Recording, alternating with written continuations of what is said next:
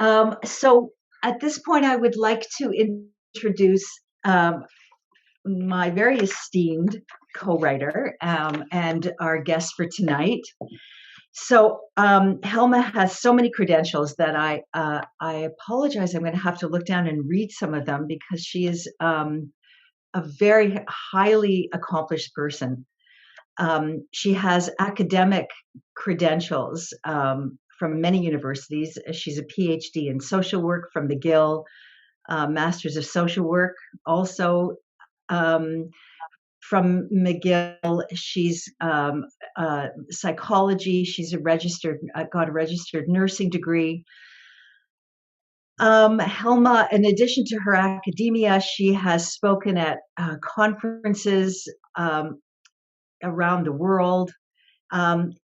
And she has her own practice she's as a gender specialist, working with people who are gender questioning, transitioning, or fluid. Helma brings, and she has published just a huge number of books. So Helma brings a great amount of expertise to this subject.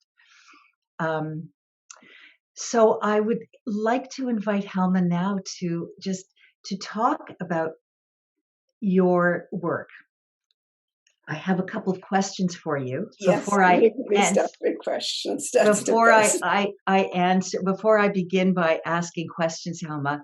I'd like you just to talk about maybe a little bit about how you came to this work, because you've spent 30 plus years working in this arena. And so maybe can you tell us a little bit about how you came to it? I know that you originally hail from Austria and have spent 30 years in Canada.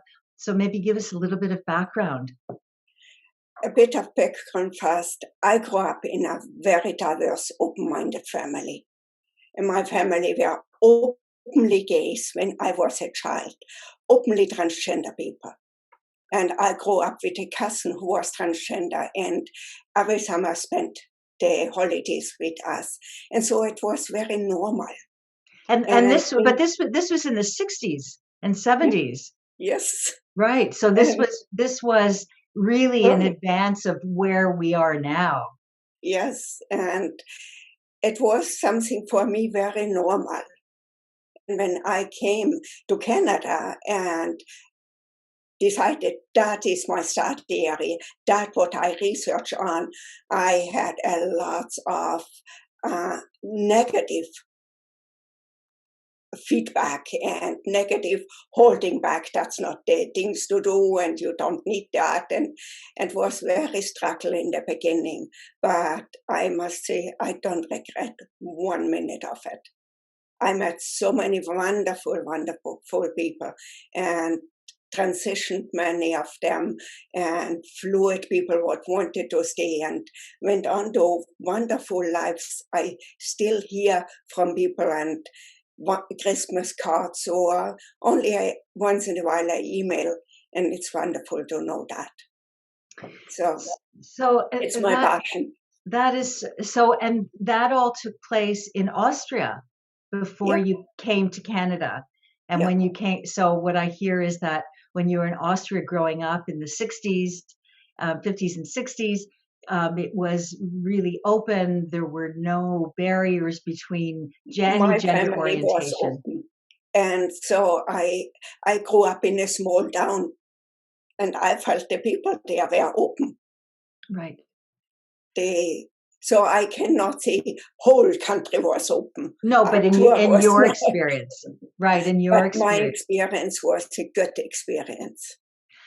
And so that was your normal mindset, that sexual orientation, gender identity was normal. As it was. And then you came to Canada and you had a whole different experience around that. Yes. It was a very different picture when I started here, and working was very difficult. I must say, I was often shunned by my own community of therapists and doctors and stuff, for they were like, oh no, we don't work with that. And But now I see the years, how far we came. And I'm very happy that I was part of this movement for a long, long time. And so you're one of the early adopters of uh,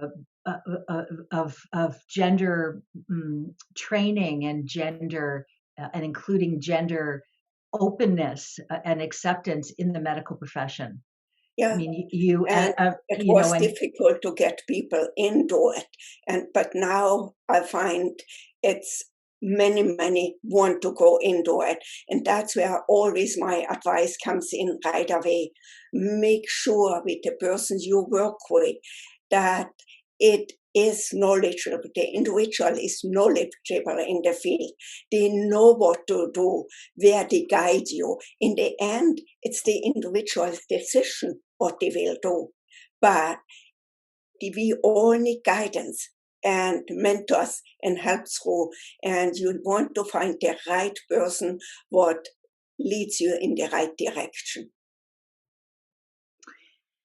so you have worked with thousands of people. I never counted, so, but I would imagine you've worked with a lot. a lot of people, and so you have a lot of wisdom to bring to the subject I around hope so. parenting, particularly. And so we are here today so that we can share. You can share some of that wisdom.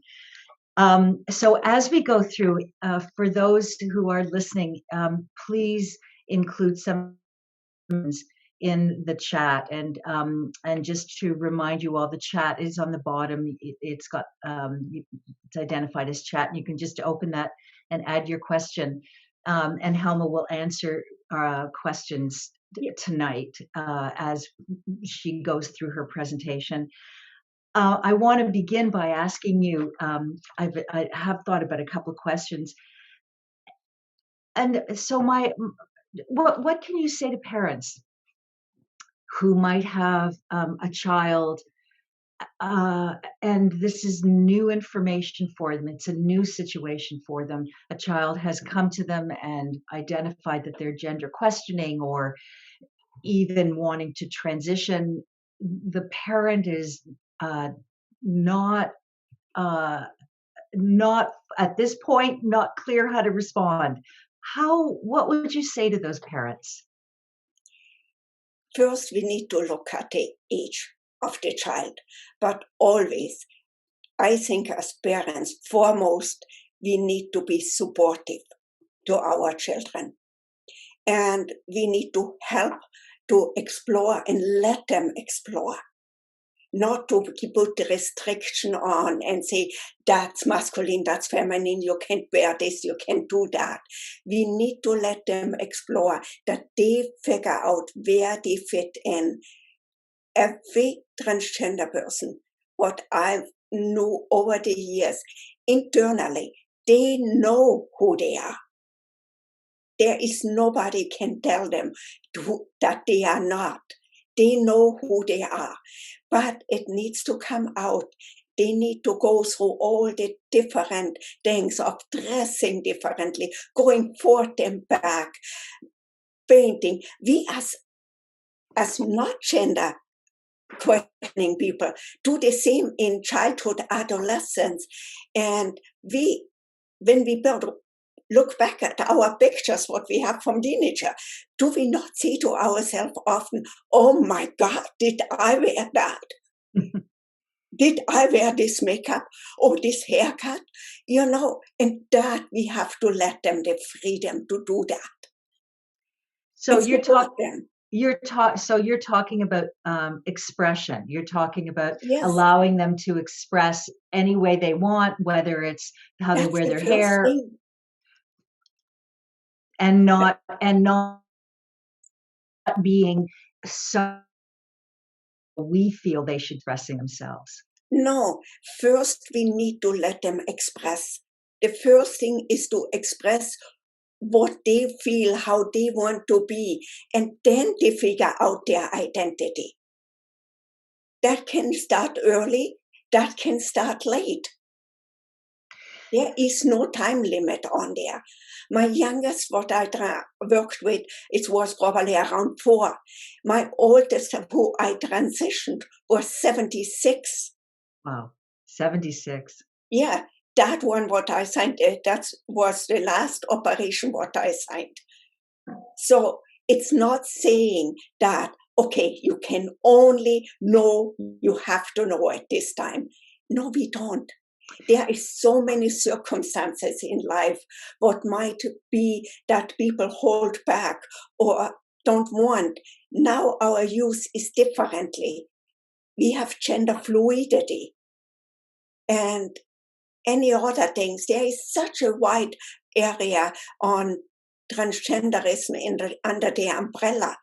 And we need to give them the flexibility to move under there until they know exactly where do I want to fit in.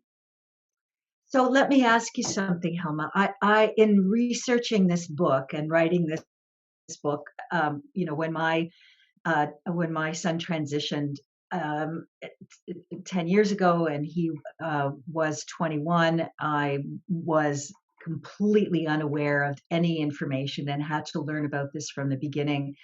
And I came across a lot of parents, and the reason that I ended up writing this book initially was because I had so many friends or colleagues and family members, people saying, how can you, asking me how I could be so open and accepting and allowing my son to transition from female to male, and how I could be so cool about it. And that surprised me a lot. And that's why I ended up writing this book, for people to get more information. Some of the questions I used to hear, and I still do, and I want to pose this to you, is when a young person, the research tells us that young people start questioning at the age of 4. So when a young That is old, outdated research. Okay. We know that the majority of people start to question in the teenage years. That's the majority. Female to male generally start earlier than male to females, but the majority is there. And it's really depending on how the individual grows up, how restricted the household is. And when we need to look, and that goes to your question, when people have struggled, we need to look at their background, their religion, their education, their work environment, their family environment, where they live, their ethical and their cultural histories. We need to look at all that. That all has an influence on how accepting a person will be or will not be. Even a parent needs to have support. If a parent struggles, as I said in the book, can you imagine? You go down with your stroller the road with your little child in there, and somebody says, "Oh my God, what is it? A boy or a girl?" And you say, "I didn't make up my mind yet about it." Nobody would ever say that, of of along course. with your stroller. They walk off and wonder what is wrong with you. So that is, therefore, many parents try to fit in like everybody. So when a parent, so right, so the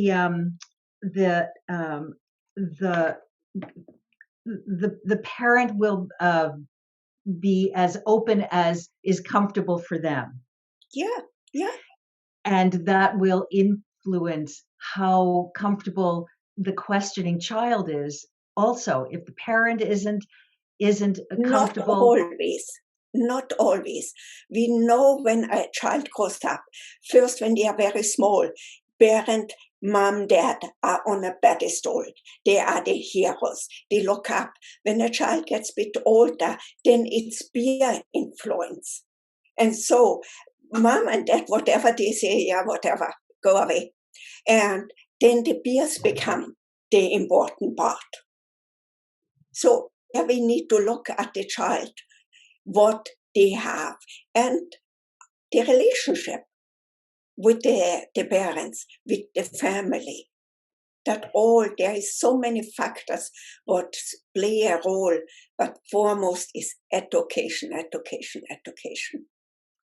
So to that point of education, I have heard parents say, I don't want this being discussed in school because then my child will get the idea that they can just choose any gender they want, and that education will actually uh, be detrimental to them.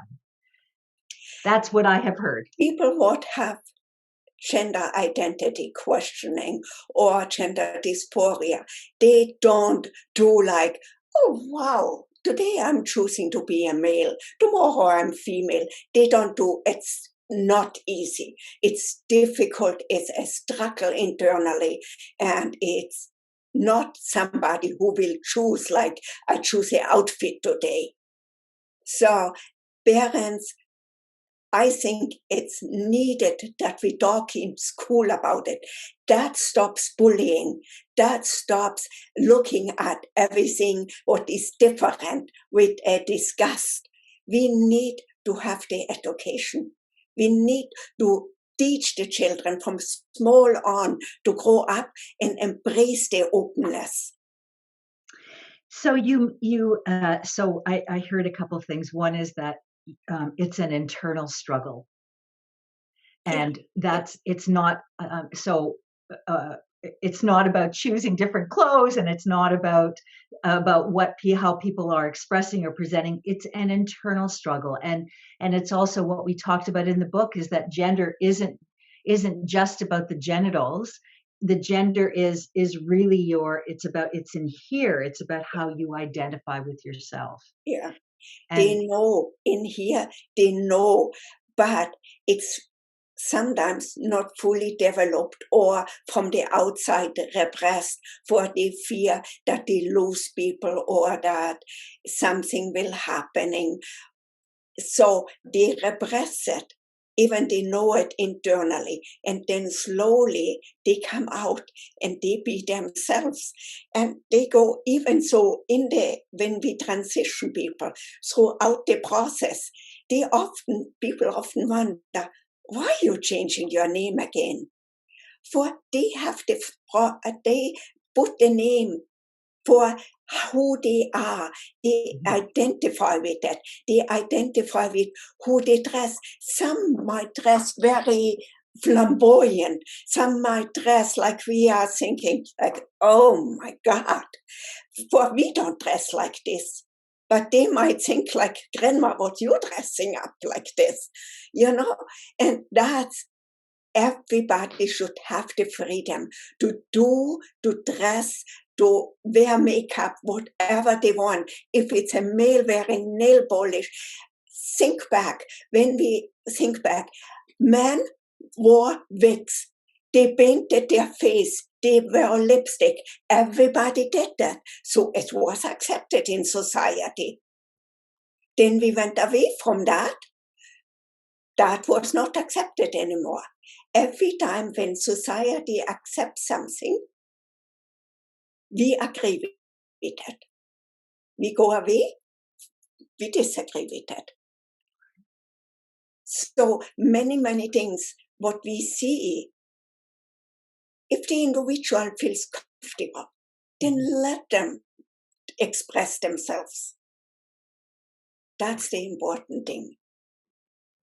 And so if they're, and back to your very first comments, that if they grow up in a family or a community that's accepting, as you did, then it becomes a more normalized approach. And if someone grows up and they're questioning and it's not safe for them to come out, then they end up coming to you at 70, when they're 76 years old, and they say, okay, now I can be safe.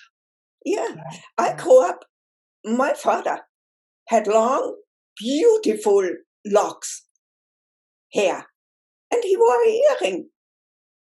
Great. Hey, was normal. Right. My parents, when I was born and my sister were born, they didn't get married. For my mother said, wait a minute, I wait, when it works, then we can do it later. In the 50s, that was not normal. But No, it's when wonderful. you grow up like this, then Mhm. it's not a shocking thing. The And world has. that is important. There's a question that came in the chat that I'd like to share. It says, how can we deconstruct limiting beliefs already acquired about gender in a more effective way? Yeah, so that really, how do we change people's minds? That's a great question, Andre. Thank you. Through Mhm. education, through what we talked about, teaching, talking with small children, that they grow up in a normal environment, Yeah. that transgender, gay issues, they are normal. We are going by our society so much of being boxed in. So if you are transgender, you are male to female or female to male, but there is a far bigger group. There are gender non-conforming people. Then there are people what I think there is a question what Rosanna had.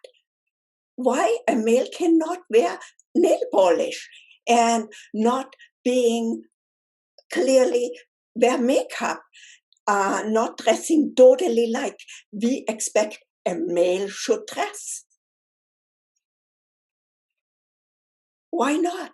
So the question here is, how can we shift beliefs when someone that we live with or work with or are in community with has judgment and really limited beliefs about what is acceptable?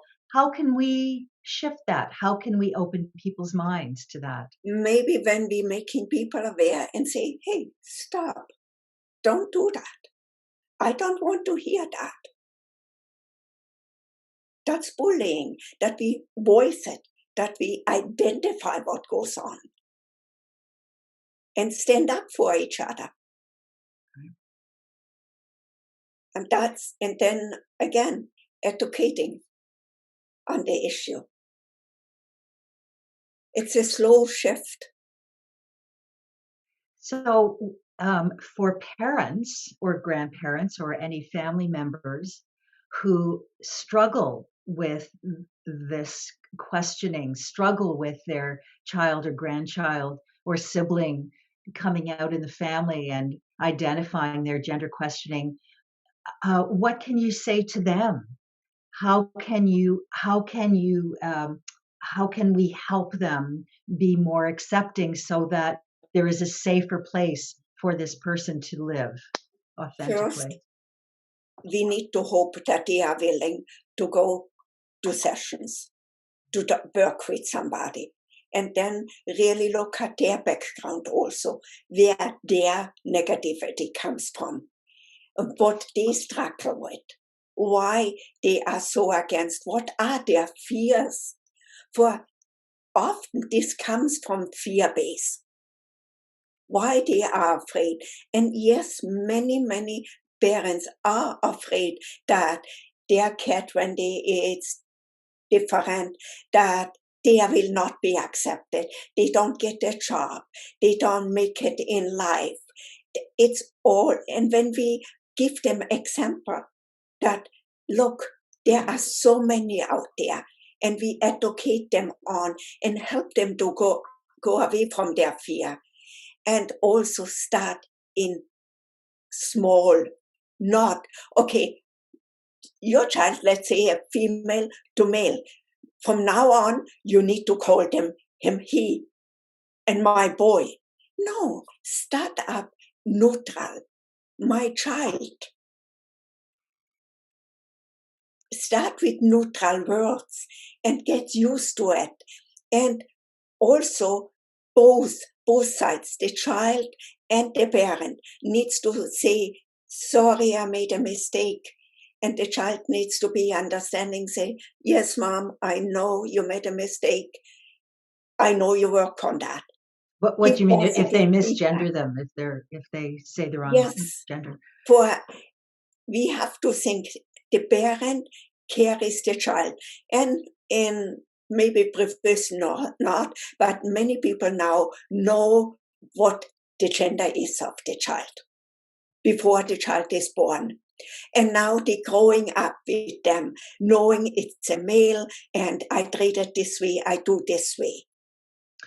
So, so back to the question: if a child feels that it's not safe to come out in their family, or their parents are not going to be supportive, you're recommending that the child begin by just coming out in a neutral way, not No, first we need to look at the child.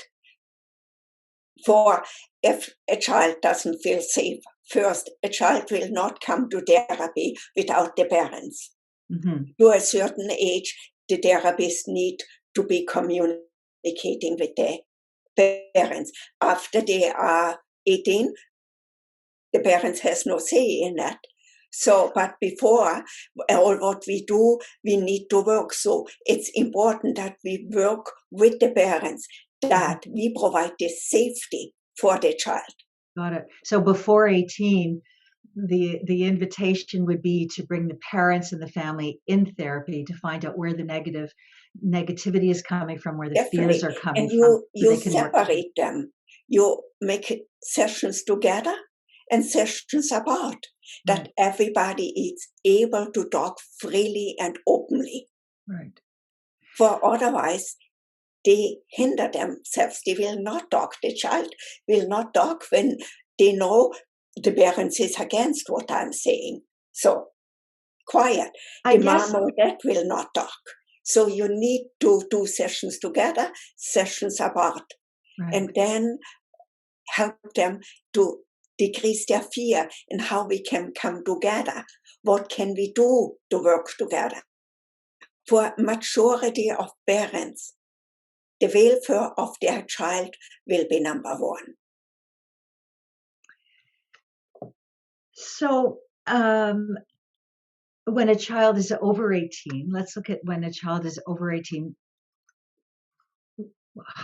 How could this young adult, first of all, what are ways that a young adult could address their parents? I mean, just having the initial conversation. I know that, for example, when Skylar came to me, and I talked about this in my book also, and last month I talked about it. When Skylar came to me, how he did it was to say, "Ma, I want to show you some videos that I'm looking at." And so we watched these videos, and I, of course, thought that we were just going to be watching, comedy or some movie. They were videos, they were snippets of young people who were also questioning their gender, and who some of them had surgeries, were showing their post-surgical bodies, or were just speaking to the camera about their questioning. That's how he introduced it. And I said, "What are we watching?" And he said, "Ma, I think I'm a guy." And then that began the conversation. And so my question to you is, what are ways that a person can identify that with their parent? There is many different ways. First and foremost, I would ask a young person, are you safe? Are you able to talk with them without being in fear of your life or of any repercussion? The safety is number one, what you establish. Right. And then when we know safety, then it comes, we in a big country. Is the kid still living at home? Is the kid living in Vancouver and the parents in Toronto? So we need to look at all these factors first. And then to how much contact the child has or the young adult has with the parents. There are different ways.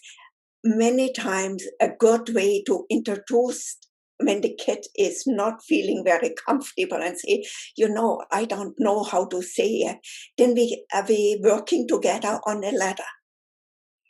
What we send via email or mail, whatever how they communicate, and send it to the parent. And they're talking about it. And we clearly say in there, before you come back to me, think about it. That's some information where you can get more information. You can look at, there could be, when parents are very computer savvy, we give them a channel on YouTube or anything what they can link in and look at, or a book or something. And then say, think about that. And when you have questions, come back to me. And we sign up. That's my name, what I like to be called. So you're talking about a letter is what you're identifying here, is write everything in a letter. But short. Nobody wants to read 5 pages. Right. Half a page, 3/4 half a page. And really also, when the individual is in therapy, identify. I'm in therapy. That I figured out. And that's what it's called. Identify, I love you. And I tell them in the beginning what I always say. First, talk about them. Then talk about you. And then always end with them. Mom, Dad, I love you very much. My biggest fear is to lose you. Any parent, normally, it's, wow, I didn't see that. I didn't know that. And then they are more open to talk. So to Andre's question about how you shift hearts and how you shift minds is by shifting hearts, is by operating, moving first with the heart, identifying love, and then clarifying that being gender variant or questioning your gender is not about having less love or wanting less love. It's about a different expression. Yeah. And also the individual, the child, the young adult, the transitioning person needs to understand they work on this probably since long time until they were able to identify and tell themselves, yes, I am trans, I am gender non-conforming, I'm trans, I'm cross-dressing, or whatever falls under the umbrella there. And then when they come out, the parents are far behind them, or the friends or family member. So we have to give them time to catch up. Right. That's a very, very important part. So there's a question from Stephanie. Hello, Stephanie. And Stephanie says, I have met parents of trans children who have to face a lot of hate because of their support for their child, with people telling them that they are bad parents. Definitely. And so how do you handle that? How do you handle parents? That needs to be a strong person do that. What is the most important in your life? It's your family and your child. So become the nucleus. You are the class around your family and child, what you protect. And remember, if they cannot be so supportive, question, are they really my friends? Are they really what I want in my life? Well, if these are you're right. And so friends are one thing. Yes. Even family. You don't want that reaction from family, but if it's friends, then you can make a different choice. Even with family, we can make a choice. Mm-hmm. For people do that. Why a child, a young adult wants to be abused by a family member and bullied when they can have all the support with their friends and other people.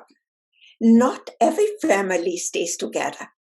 We need to remember that. So, Helma, I find it really interesting why there is this hate and rejection. Why do you think? And I mean, I'm the parent of a trans person, and so I've experienced it, but I'm really curious to know from you, and maybe we'll hear from others. Why is there that fear of people that have such rejection over gender questioning or non-conforming people? Fear is about the unknown. We always fear what we are not having control over. Think as a woman. It's evening. You're going down the street, and there comes somebody you are not so sure. You cross the street and walk the other side. Why? For we are not sure who this is. It's fear. And that might be a very nice person. But we don't are comfortable maybe with a man with a beard, or a man with a turban, or whatever. It's fear what creates this. And when we can take this away with some people, we can take this away. Some people will be stuck in their box and they don't. I may be very lucky when I say in all this year what I worked, I had very few couples splitting up over the gender issues. My experience of hatred and bullying and bad behavior could be resolved with learning and education. And so we only have to give it time. Well, thank you for that, and that brings me to a question that Paula has asked, and Paula says acceptance isn't a problem for my family. Finding information is. She asks, what resources do you suggest for a 7-year-old child? Even my family doctor is struggling to find resources for a child so young. Resources for children are very rare.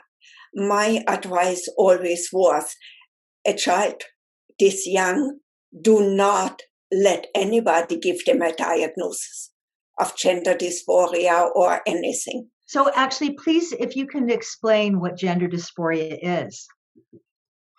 The feeling of the individual, how they feel, and that's the struggle what brings in them.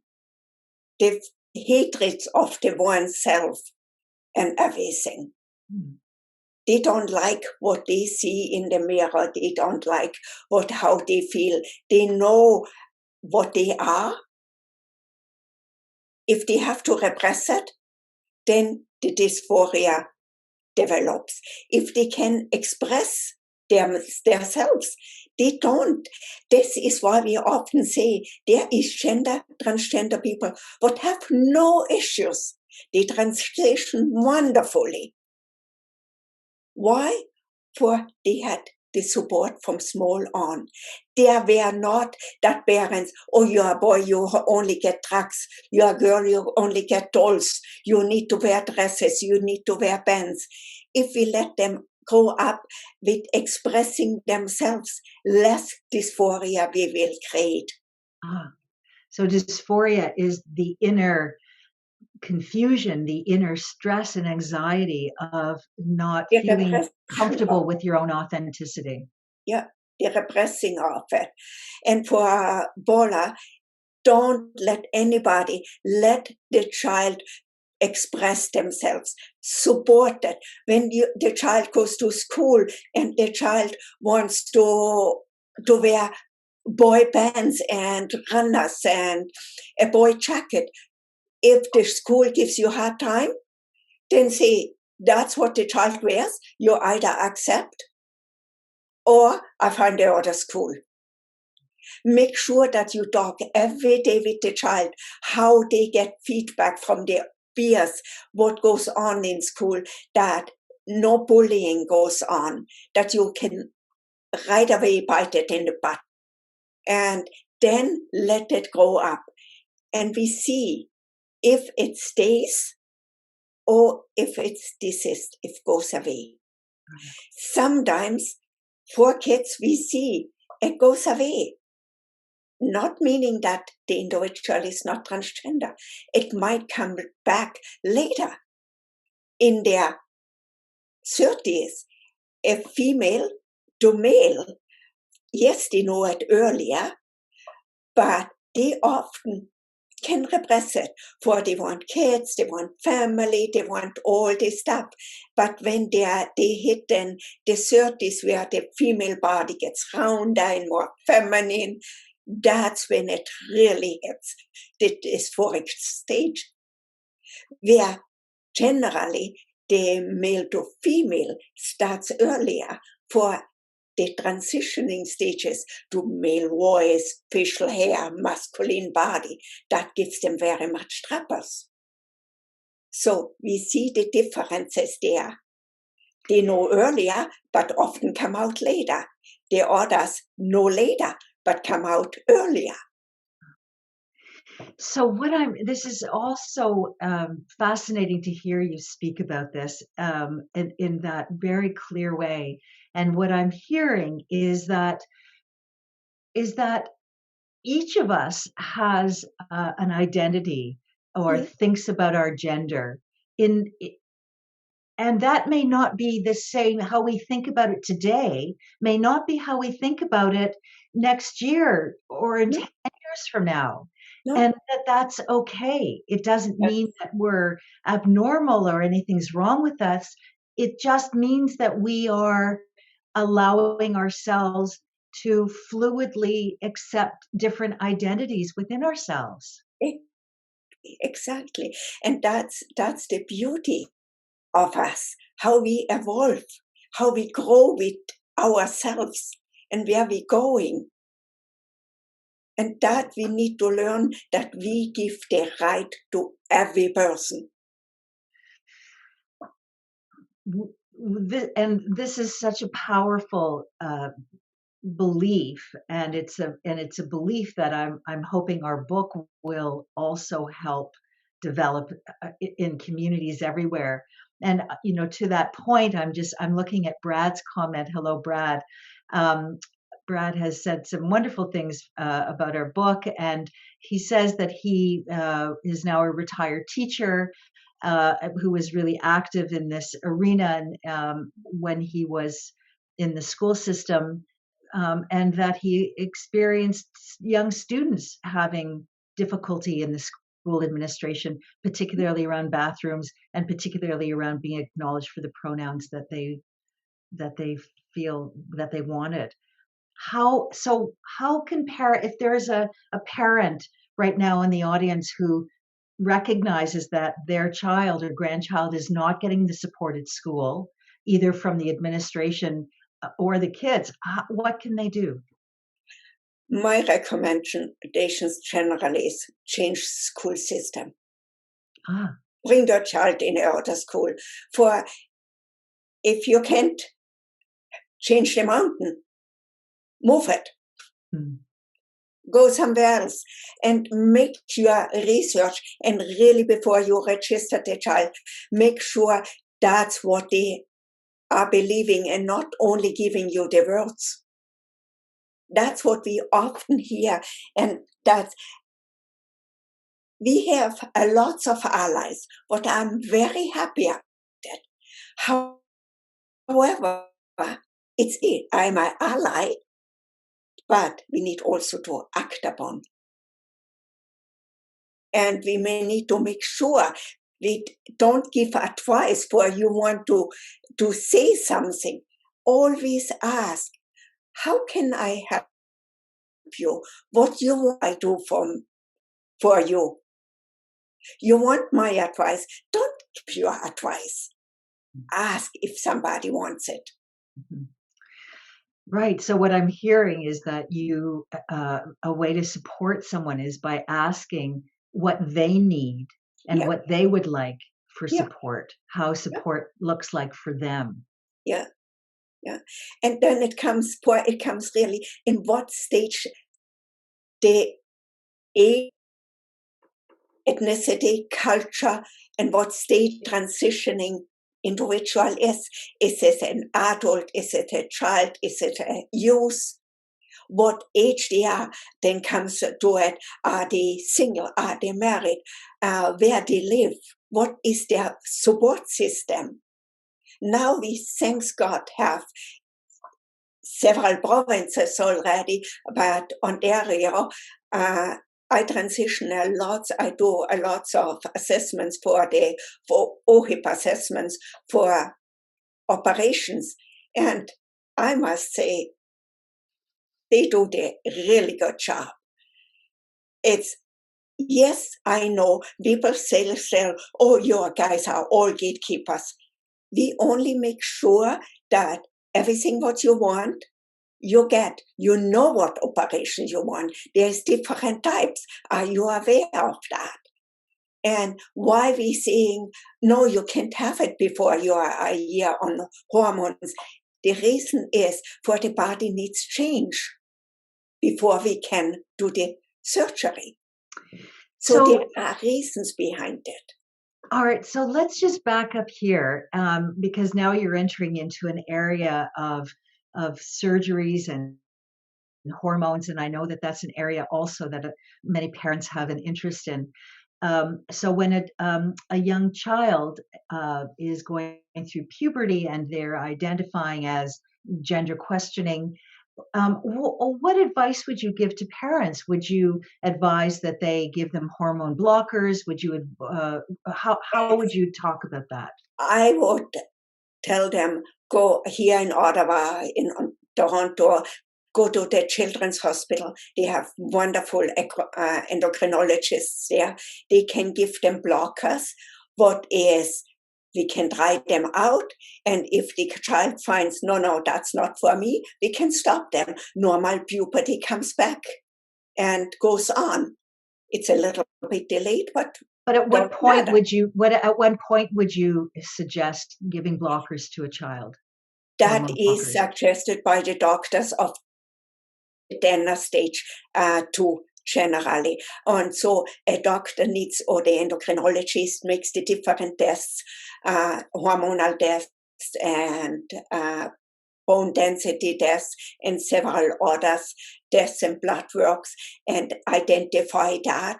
And depending on the stage, we can start them, not before, for we don't want inhibited growth. So it's a reason why we say no.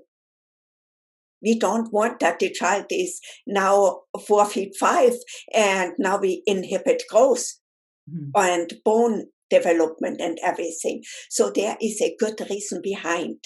It's not for, oh, I don't want to do that. It's, we really think about that. And so I say, go, and even so, when the child is small and the parents needs help, hospitals often can provide this help. They have good social workers there would work with the child and help them to, that when they identify bullying or what that they can talk about it and be open about it. So there's the question earlier identified that that her child at 7 that her daughter, she had a child at 7 and they were having trouble finding resources, but that her doctor did not have a lot of resources. And so now you're saying go to hospitals, and hospitals are more equipped to deal with gender. I don't know. Is this Stephanie? Stephanie, I don't know where you are located. As example, here in Ottawa, or if you are in the surrounding areas, there is the Children's Hospital of Eastern Ontario in Ottawa. Toronto has a good children's hospital. And so there are good resources. Many of these resources also can support you and the child, or your family member and the child, with Zoom or anything, and then only have an occasional visit there. So definitely I would connect with them. As example for Ottawa, that's so many years ago now, we made the two doctors from the Children's Hospital and myself, we made a YouTube video, and you can still find it. If you look me up, Dr. Helma Seidl, you can find, and there is a lot talked about children's, the hormone therapy with children's, support with children's, and everything. And that was done for all the doctors throughout Canada. So what I'm hearing a couple of things. I'm hearing that every case is different, and that you can't make a hard and fast rule about appropriate age or inappropriate age for hormones or surgery, etc. And then I'm also hearing that if you can't find a doctor, if your own family doctor doesn't have the information, then find an endocrinologist in a hospital. Yeah. For endocrinologist, the referral has to come from your general practitioner. Right. Okay. So get your That's GP to recommend an endocrinologist. Yeah, So I'm sure not all endocrinologists have information about this, but it sounds to me like the medical profession is becoming more and more educated and supportive of gender. Definitely. I did several conferences and spoke for the Medical Association, for the Psychiatrist Association and stuff. So they are really interested in becoming better and better. Mm-hmm. So I want to ask another couple questions, and then we'll go to others, see if they have more questions. Yeah. Brad has asked another question about language, and he said, I'm still unclear about the pronouns of non-binary pronouns, and is this term synonymous with gender fluid? So maybe Helma, you can talk about so here's a few phrases. So what does it mean to be gender non-conforming? What does it mean to be gender non-binary? Everybody different. Everybody has their own way how they see it and how they want to identify. And that's the important thing. We don't assume, we don't make up for it's in the dictionary, or there is, everybody says now they are called like this or that. You ask the person how you want to be addressed. What's your name? How your pronoun use? What you are comfortable with.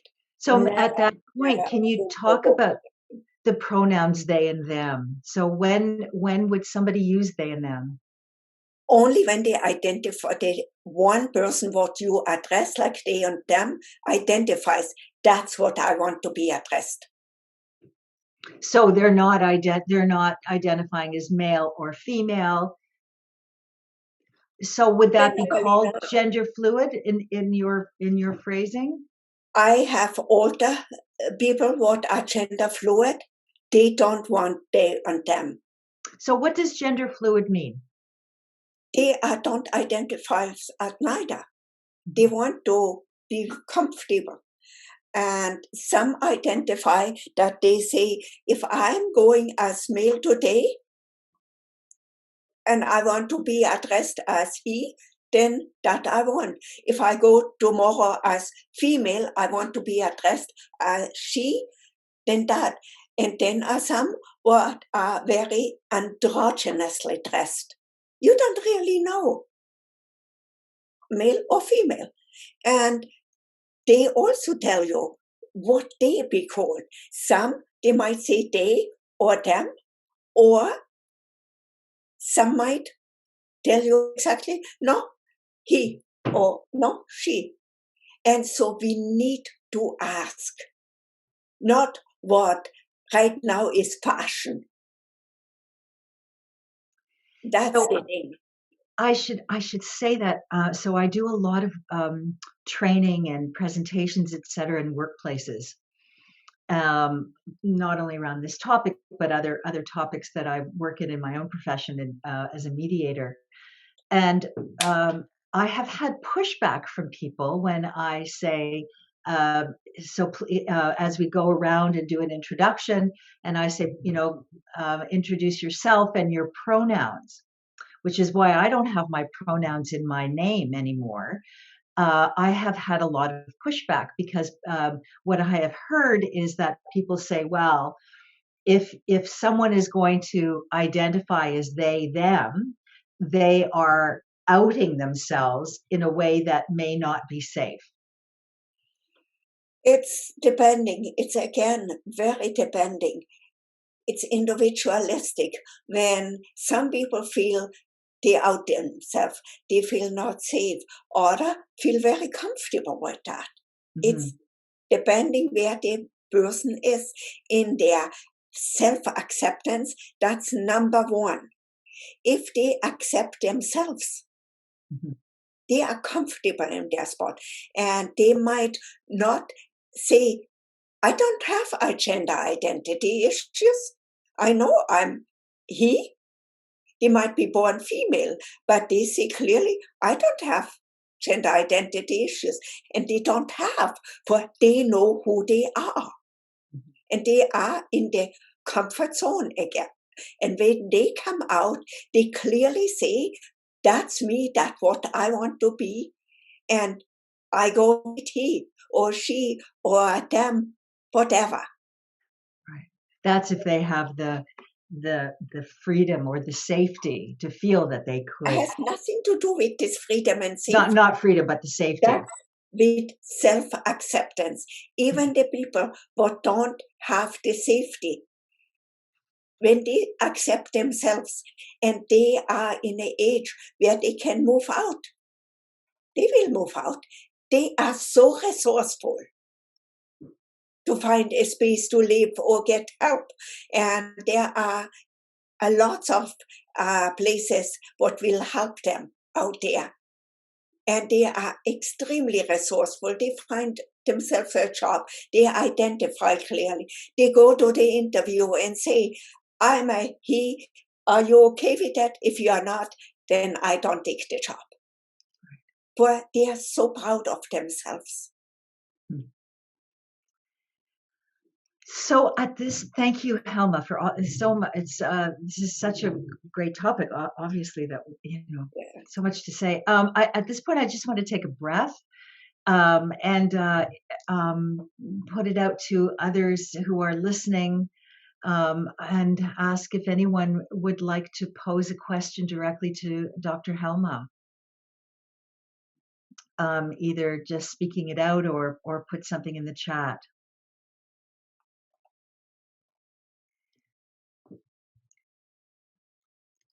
I know that one of the groups, the stakeholder group of grandparents, I think, have a particularly difficult time because it's from a different generation. And what I have heard is that grandparents often their children as not being good parents, back to Stephanie's comment, letting their children do that, or just not having an understanding of how to be authentically and easily with their grandchild. So, I mean, are there any words of wisdom that you have for grandparents? You know what? If you want to have contact with your child, your grandchild, then I only always feel talk with them, communicate, learn, ask questions, and try to be open as possible to understand. Tell them, I don't get that. Can you help me to understand? We need to work together. But not only, I don't get it, I don't understand, I don't want, go away. There we don't reach anything. We need to work. I know one thing what I hear quite often when I do these presentations, that people say, like, you know what? People are sick and tired to hear of that. People don't want to change, don't want to learn. We are pushed into every new thing. There are many, many new things. We always need to learn. We always need to move forward. We need to work with each other. That's the only way we can go forward. And if we want really contact with each other, we need to try to understand each other. It's not everything what we like to hear, but it's not. We need to help them to live their life as happy, as fulfilling as they can, and not live our life. We cannot make them live our life. So we need to learn one thing. We need to learn we don't always agree and accept that we disagree. So yeah. there is a comment, a really heartful comment from Barbara. And she says, I don't think it's easy for 18-year-olds to move out and find jobs that provide them with enough money in Toronto, regardless of their self-acceptance. You know, I think Toronto might be easier than when you live somewhere in Northern Ontario to find a job. There are so many jobs out there what want to hire and can get people. Yes, they might be paying minimum wage, and if it's a start. And younger people often live together with other younger people. There are help out there. And I must say, all the young people what I worked with, they found jobs. When they had to move out, they moved out. And I'm proud to say that many of them went to school later on and have great education and great jobs and are extremely happy. For nobody it is easy. If they are transgender or normal young 18-year-old one, it will be a challenge. What I'm hearing is you're espousing a world of acceptance, and that's what we all want, is a world of acceptance. And even and it starts with self-acceptance. It may not always be enough at the beginning, but that's really where it has to start, is self-acceptance. Exactly. And hoping and working with those around us in our family and our community to invite them into a heart-based acceptance, not a fear-based acceptance. Yeah. I dealt with so many people, and I had people who came in, and I learned names what I had to look up what it means, and then came behind, oh, that's not a nice name. When they called me like this, I had coffee thrown into my face from parents or grandparents, what they didn't want. And in the end, when they were open enough to talk and to work with me and go through it and learn, they learned to accept. And many of them I heard, wow, why I was so stubborn. Yeah, I get it now. And it's spending the time with the people, not expecting overnight it has to work. It takes time. I know for me that topic over the years, it went a real passion. And I'm very passionate about this. But I know I saw how much we changed when I started here to work. I saw where we are, we were where and where we are now. I went to conferences and people asked me, and who are you? And I said, I'm Dr. Seidl. Oh, you are the one what works with these people. And after the break, I'm like, why? I'm sitting all alone here and everybody's over there. And that was times. Now it becomes a norm. It becomes normal. And my thing always was that I would take a pencil and say, oh yeah, I can transition you like that. And I had to laugh and people would jump back like this. But, it changed. People know now it's fear-based. So there's another couple questions that have Yes. come through. One is from Andre. Hi, Andre, again here in Brazil. So this is, his comments are really about culture, country culture. He says, here in Brazil, I still face a lot of prejudice for being gay, and transgender people are completely misunderstood. Yeah. Yes.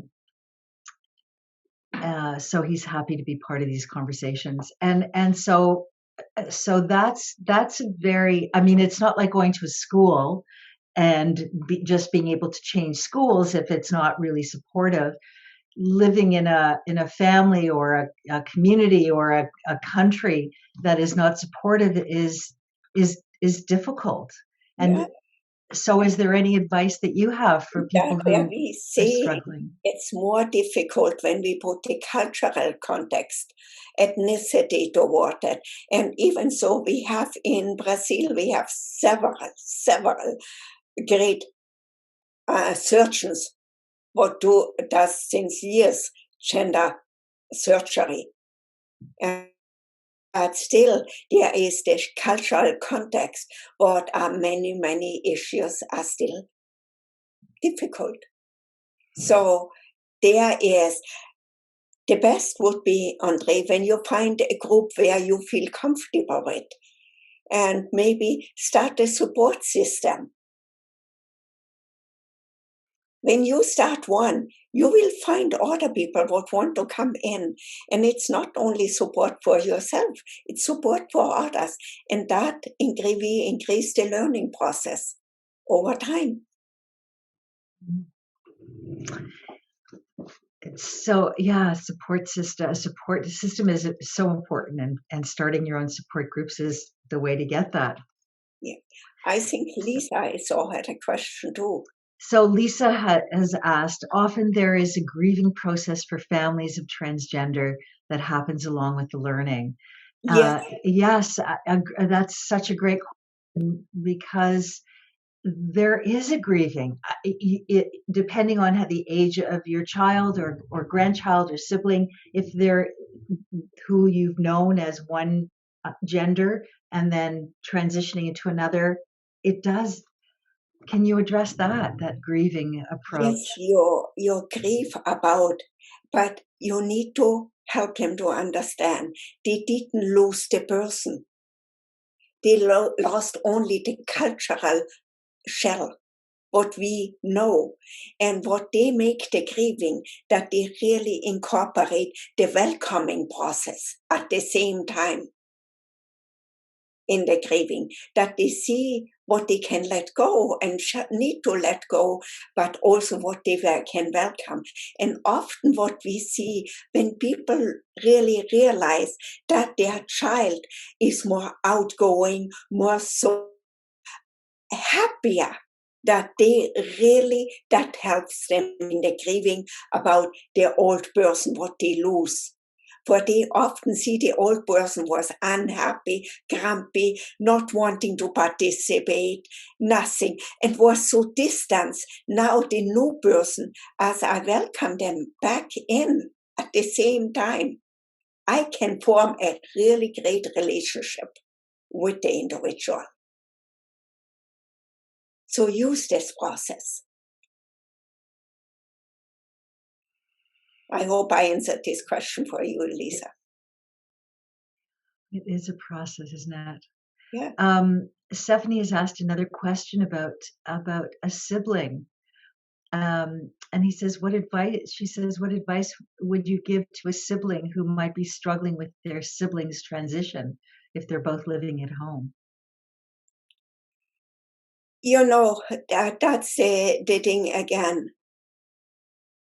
to ask why you're struggling, what is changing, and really figure out, is the struggle more about jealousy? As example, if your sibling is a girl, now your brother becomes a female too. Is there lots of jealousy involved? So if you were the trans person and you see your siblings struggling, how would you begin that conversation? How could you address that? Ask directly. What makes you afraid? Yeah. What you're missing when I'm doing this? Open the communication. Mm-hmm. Make yourself a comfortable space.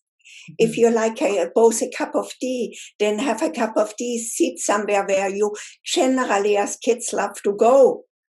Then there, talk about everything. Open the conversation and make a rule. Time out. I have enough. I don't want to hear more today. Okay, let's finish today. Let's go play a game. Do something else. And let's come tomorrow back. So you need always to watch that you do not overwhelm.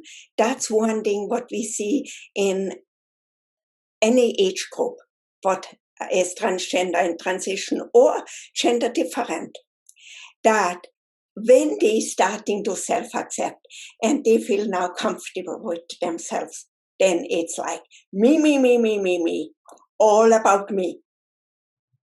Nothing is interesting anymore. And you need to accept, you catch up, you better get on board. And we need to hold them back and say, stop. Give them space. Make it all about you. The world is not always surrounding you only. Yes, we see when they are young adults or when they are married. You know, when it goes only the spouse wants to talk about their transition, about the gender issue, nothing else. And there is the finances, the children, all the other things. We need to watch that is a balance. And I hear that what you just identified too is the person's own self-centeredness too, because they're so focused on how to live authentically that sometimes it does create this self-centeredness of behavior. It's also, they hold it back so long.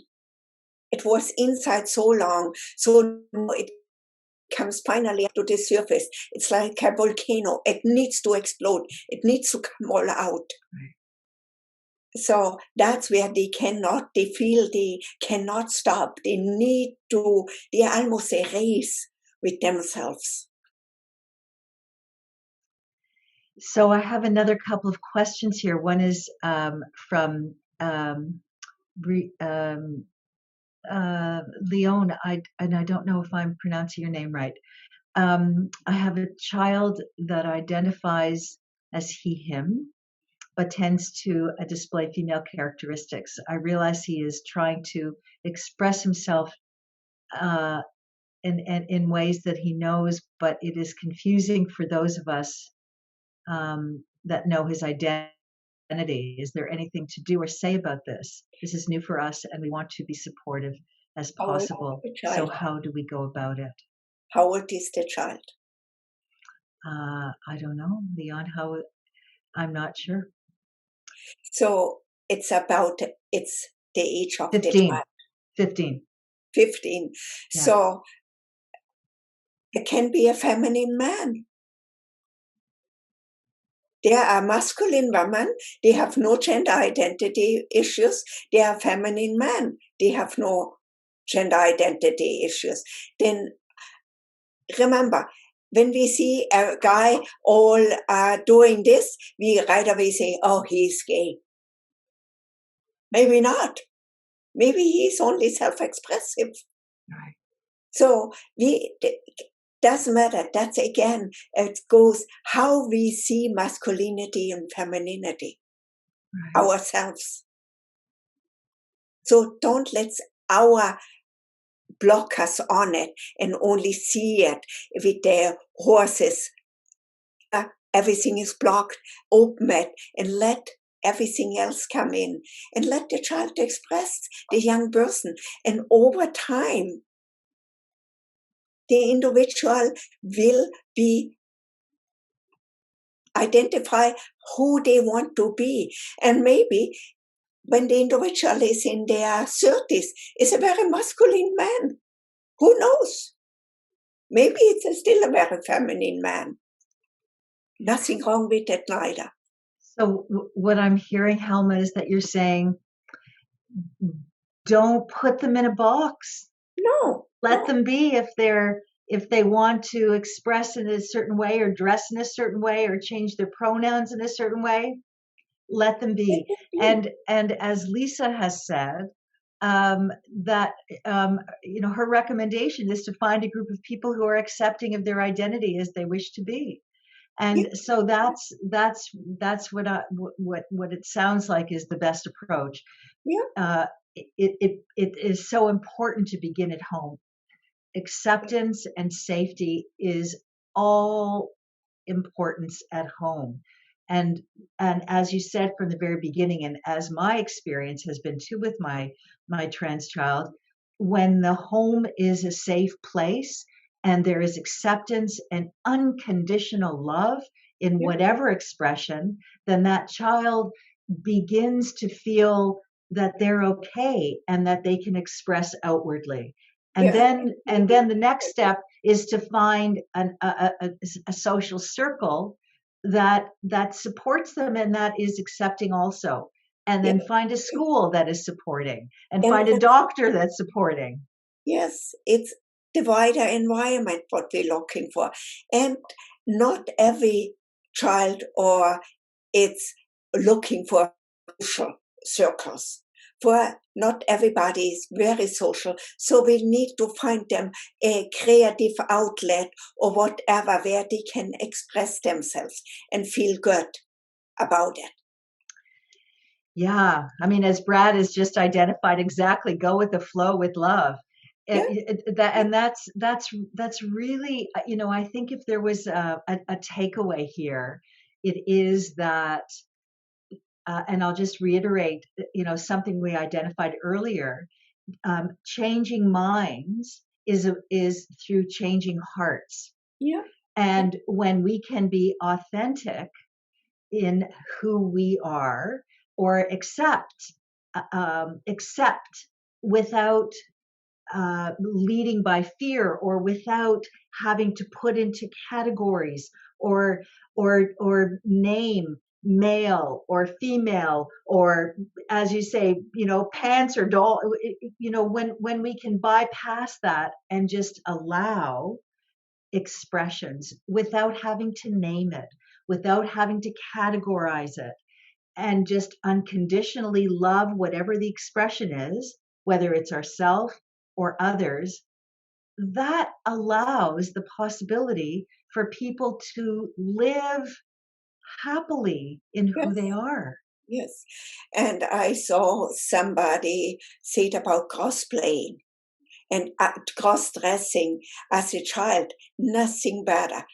When my kids grow up, I had a corner what they had every outfit in there, and both kids, I had a boy and a girl, could dress up whatever they wanted. My daughter with her kids has the same again. There is a corner with a little closet with every outfit in there, and the kids can dress up and play whatever they want. That is to let them express and to see what they want to do. It forms their openness and they identify as whatever they want to be. Doesn't matter if it's a little girl and want to be a fireman today, and a little boy who wants to be a nurse. That's okay. They should play and really express what they feel. That makes them happy, and then they can find their identity.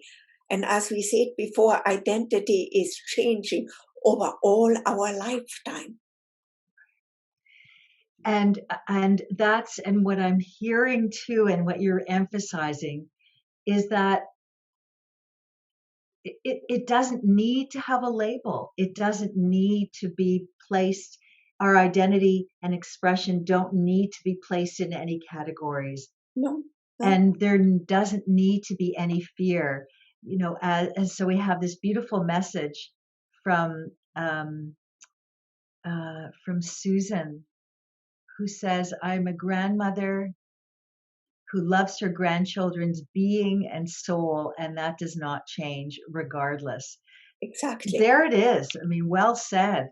That is what we want. Parents, grandparents, if you love your children, your grandchildren, talk with them and only offer your love to them. And it will be a great life to live. Doesn't matter who we are, what we are, how we dress. Doesn't matter. These are powerful words of support and love. And if all the world could be embracing this acceptance, what a great world it would be. And Brazil would be accepting. Every country would be accepting. We wouldn't even be having these conversations because it would be a natural part of life. That is really what our dream is. Sadly, we know our human society is, we always have struggles with each other. We want to all be in a box. We want to be not challenged. We want to have everything the same. It's a control issue also. If we feel we are not in control, we are afraid. We creating our own anxieties. We creating our own demons in our head. Right. And so I see we're coming to the end of our time, but where I wanted to land is two things. One is the notion that when we lead with our hearts, we can change minds. And the other, which is what I want to reiterate that you've just said, Dr. Helma, is that we don't need to operate from fear. If we're not if someone is expressing in a way that is not our choosing, it doesn't mean that we're not in control. It doesn't mean that we have to be afraid.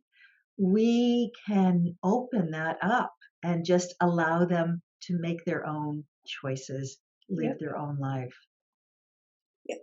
I wanted to say thank you for everybody to listen to me babble on here, and I hope I could give you all some insight and something what you can take away from this hour and a half. And everyone, good luck. Thank you, Helma. I want to put your, can I put your contact information in here? Yes. Okay, so it's Dr. Dr. Helma Seidl at gmail.com. gmail.com. Okay. I really appreciate your time. It's it's been really a wonderful journey working together all these years. For about 3 years, we've known each other and have been working on this book. And I hope that people will take away this sense of leading with love and of not being afraid. And if they do encounter it, to identify it, to help people identify that this is nothing to be afraid of.